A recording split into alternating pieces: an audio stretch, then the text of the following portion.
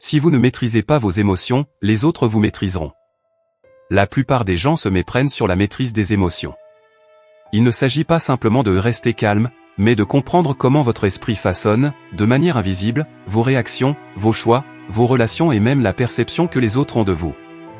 Bienvenue dans cet espace de compréhension de la psychologie du comportement humain, des émotions modernes et des mécanismes internes qui influencent silencieusement votre vie quotidienne. Dans cette vidéo, nous allons explorer un phénomène profond et souvent ignoré, la raison pour laquelle vous vous sentez déconnecté de tout. Cette sensation de distance émotionnelle, de vide intérieur ou d'éloignement dans vos relations n'est pas un hasard. Elle est le résultat de schémas psychologiques précis, de mécanismes d'adaptation mentale et de réactions émotionnelles répétées au fil du temps. Si vous restez jusqu'au bout, vous allez comprendre les structures invisibles de votre esprit, pourquoi certains comportements se répètent, comment naissent les habitudes émotionnelles, et surtout pourquoi votre perception de la réalité peut vous isoler sans que vous vous en rendiez compte. Nous allons décoder ensemble la psychologie de la solitude, les dynamiques de la personnalité, et les liens entre anxiété, pensées internes et comportement social. Car le véritable enjeu n'est pas ce que vous ressentez, mais ce que votre esprit fait de ce que vous ressentez. Et la plupart des personnes vivent toute leur vie sans jamais identifier ce processus. Avez-vous déjà eu l'impression d'être entouré de gens, de parler, de répondre, voire de sourire, mais intérieurement, de ne rien ressentir? Comme s'il existait une distance invisible entre vous et le monde qui vous entoure? Cet état ne survient pas soudainement. Le plus souvent, il s'installe presque imperceptiblement, on se désintéresse des petites choses, les conversations semblent répétitives, et même les moments autrefois joyeux paraissent neutres. Ce n'est ni de la tristesse, ni de la joie. C'est un étrange état de déconnexion émotionnelle que beaucoup de gens vivent aujourd'hui sans même s'en rendre compte. Le plus curieux, c'est que, lorsque cela arrive, la personne tente généralement de l'expliquer logiquement, c'est la fatigue, c'est la routine, ce n'est qu'une phase. Mais derrière cela, quelque chose de plus profond se produit au niveau du fonctionnement de l'esprit. Le cerveau commence à économiser son énergie émotionnelle lorsqu'il perçoit un excès de stimuli, une pression sociale constante et un manque de sens véritable dans les interactions quotidiennes. Et petit à petit, sans prévenir, vous cessez de réagir comme avant. Les situations qui suscitaient auparavant des émotions vous laissent désormais indifférent.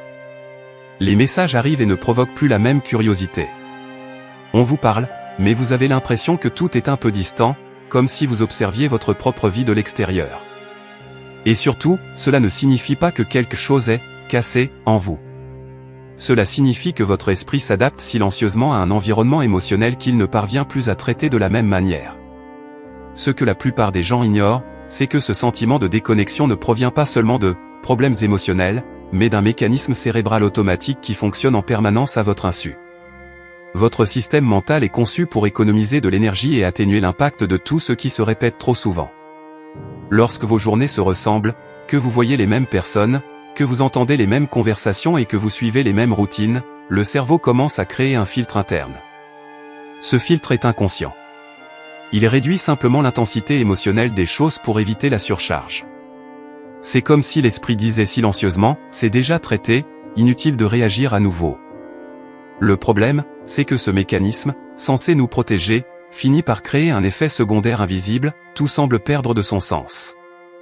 On continue à avoir une vie sociale, mais on se détache émotionnellement.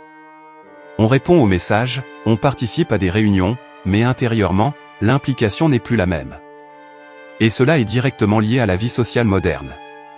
Aujourd'hui, de nombreuses interactions sont rapides, superficielles et répétitives. Les « j'aime », les messages courts, les conversations fragmentées, tout cela renforce ce filtre cérébral.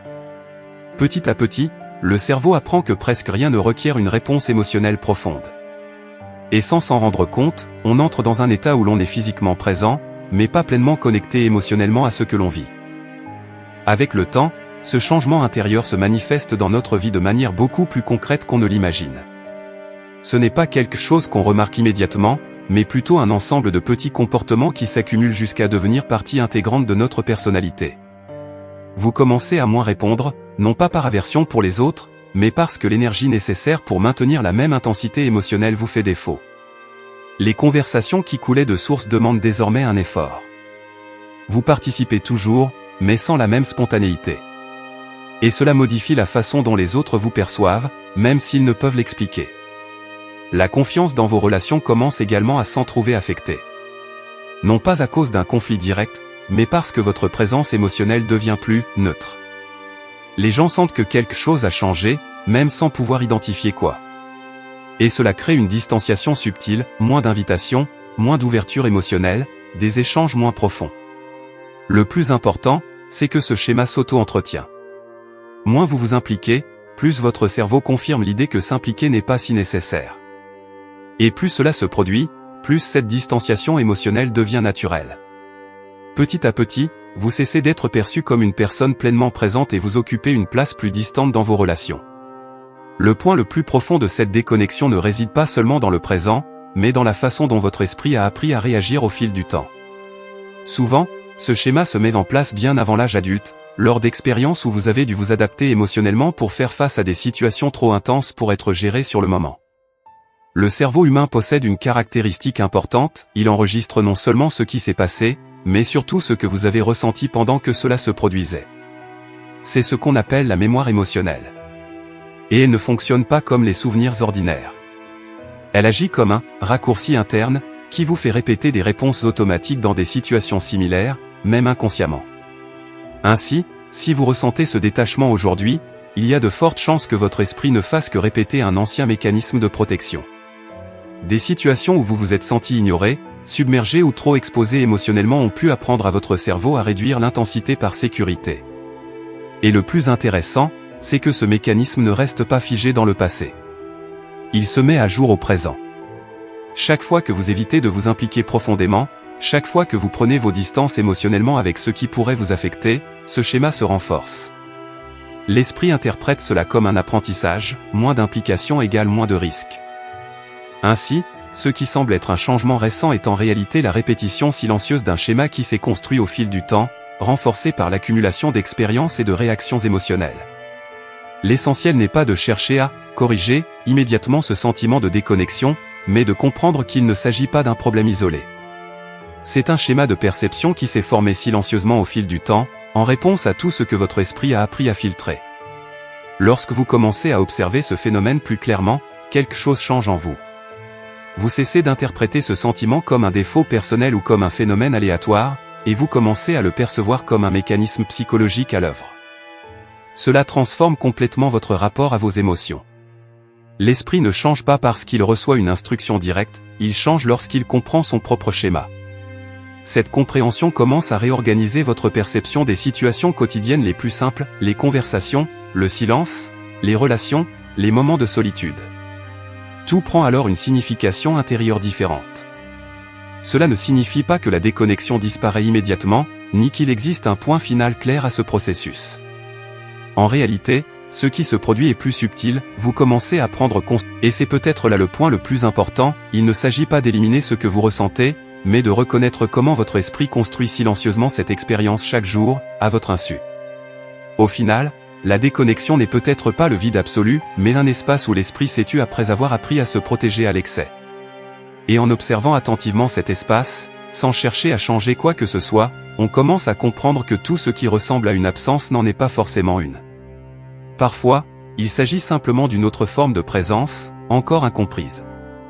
L'étrange n'est pas de ressentir cette distance. L'étrange est de réaliser à quel point elle peut devenir familière, au point de paraître normale. Et lorsqu'une telle chose devient normale pour l'esprit, elle cesse d'être remise en question, elle n'est plus qu'une expérience. Le plus profond n'est peut-être pas de trouver des réponses immédiates, mais de remarquer comment certains schémas continuent de se répéter, même lorsque le contexte change. Comme si quelque chose en nous reconnaissait les situations avant même qu'elles ne surviennent, et savait déjà exactement comment réagir, en silence.